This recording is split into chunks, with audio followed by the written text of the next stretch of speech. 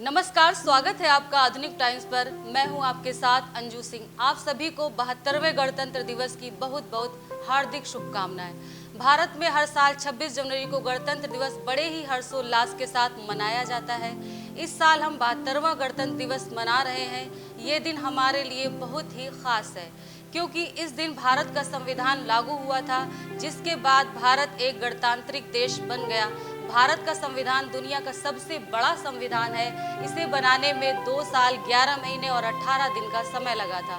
15 अगस्त 1947 को भारत के स्वतंत्र हो जाने के बाद संविधान सभा की घोषणा हुई और इसने अपना कार्य 9 दिसंबर 1947 से आरंभ कर दिया। संविधान सभा के सदस्य भारत के राज्यों की सभाओं के निर्वाचित सदस्यों के द्वारा चुने गए थे। डॉक्टर भीमराव अंबेडकर, जवाहरलाल नेहरू, डॉक्टर राजेंद्र प्रसाद, सरदार वल्लभ भाई पटेल, मौलाना अब्दुल कलाम आजाद आदि इस सभा के प्रमुख सदस्य थे। संविधान निर्माण में कुल 22 समितियां थी, जिसमें प्रारूप समिति सबसे प्रमुख एवं महत्वपूर्ण समिति थी और इस समिति का कार्य संपूर्ण संविधान लिखना या निर्माण करना था। प्रारूप समिति के अध्यक्ष विधिवेत्ता डॉक्टर भीमराव अंबेडकर थे। प्रारूप समिति ने और उसमें विशेष रूप से डॉक्टर अंबेडकर जी ने 2 वर्ष 11 महीने 18 दिन का समय लिया और संविधान का निर्माण किया और संविधान सभा के अध्यक्ष डॉक्टर राजेंद्र प्रसाद को 26 नवंबर 1949 को भारत का संविधान सुपुर्द किया।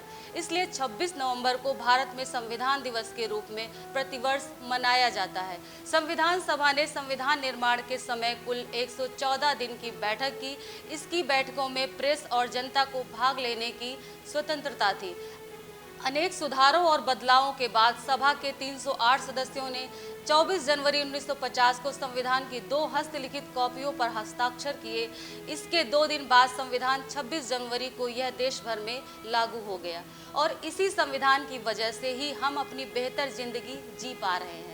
इसके अंतर्गत इंसान को वो सारे अधिकार दिए गए जो किसी भी इंसान के जीवन यापन के लिए आवश्यक है। यही वजह है कि हर साल इसे बड़ी हर्षोल्लास और धूमधाम के साथ मनाया जाता है। चलिए जानते हैं गणतंत्र दिवस से जुड़ी कुछ खास बातें। भारत का संविधान 26 जनवरी 1950 को सुबह 10:18 पर लागू किया गया था। गणतंत्र दिवस पर देश के राजपथ पर होने वाली परेड 8.2 किलोमीटर की होती है। इसकी शुरुआत रायसीना हिल से होती है, उसके बाद राजपथ, इंडिया गेट से होते हुए ये लाल किले पर समाप्त होती है। बता दें कि 26 जनवरी की पहली परेड राजपथ के बजाय तत्कालीन इरविन स्टेडियम में हुई थी। उस वक्त स्टेडियम में 4 दीवारी नहीं थी, जिससे लाल किला साफ साफ नजर आता था। परेड में थल, जल, वायु सेना के जवान शामिल होते हैं। परेड के दौरान सेना के जवान करतब दिखाते हैं। वहीं प्रधानमंत्री अमर जवान ज्योति पर पुष्पमाला अर्पित करते हैं। गणतंत्र दिवस के मौके पर देश के शहीद जवानों को श्रद्धांजलि देते हैं। गणतंत्र दिवस के मौके पर राष्ट्रपति अपने सुरक्षा बलों के साथ 14 घोड़ों से सजी बग्गी में बैठकर इंडिया गेट पर आते हैं, जहां उनका स्वागत प्रधानमंत्री के द्वारा किया जाता है। राष्ट्रपति द्वारा राष्ट्रीय ध्वज फहराया जाता है। इसके बाद में सम्मानित ध्वज के सामने सभी गणमान्य लोग राष्ट्रपति ध्वज के सामने राष्ट्रगान गाते हैं। राष्ट्रगान के दौरान 21 तोपों की सलामी दी जाती है। 21 तोपों की ये सलामी राष्ट्रगान की शुरुआत से शुरू होती है और 52 सेकंड के राष्ट्रगान के खत्म होने के साथ ही पूरी हो जाती है। गणतंत्र दिवस को शौर्यता, वीरता का प्रतीक माना जाता है। इसलिए इस दिन पर उन लोगों को वीरता पुरस्कार दिया जाता है जो देश के लिए बहादुरी का कार्य करते हैं।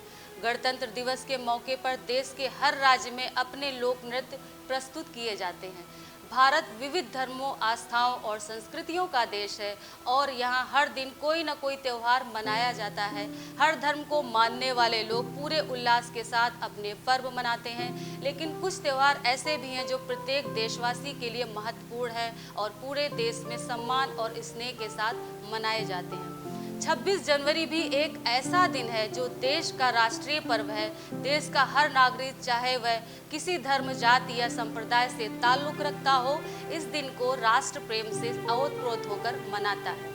1966 के बाद ऐसा पहली बार हुआ है कि भारत के गणतंत्र दिवस समारोह में किसी दूसरे देश का प्रमुख मुख्य अतिथि शामिल नहीं हुए। पूरे विश्व में फैली कोविड-19 महामारी को देखते हुए इस साल 26 जनवरी पर किसी विदेशी मुख्य अतिथि को गणतंत्र दिवस समारोह का हिस्सा नहीं बनाने का फैसला किया गया था। इससे पहले ब्रिटेन के प्रधानमंत्री बोरिस जॉनसन गणतंत्र दिवस समारोह के मुख्य अतिथि होने वाले थे, लेकिन ब्रिटेन में कोविड-19 का नया प्रकार सामने आने से और उससे पैदा हुए हालात को देखते हुए ब्रिटिश पीएम ने अपना भारत दौरा रद्द कर दिया। आधुनिक टाइम्स की ओर से गणतंत्र दिवस पर सभी शहीदों को कोटि कोटि नमन और आप सभी को गणतंत्र दिवस की पुनः बहुत बहुत शुभकामनाएं। फिलहाल इस खास रिपोर्ट में इतना ही। आप भी कोरोना बीमारी से सावधान रहे। आज हमारा देश और पूरा विश्व कोविड-19 की चुनौती का सामना कर रहा है। ऐसे में हमारा फर्ज है कि हम सतर्क रहें।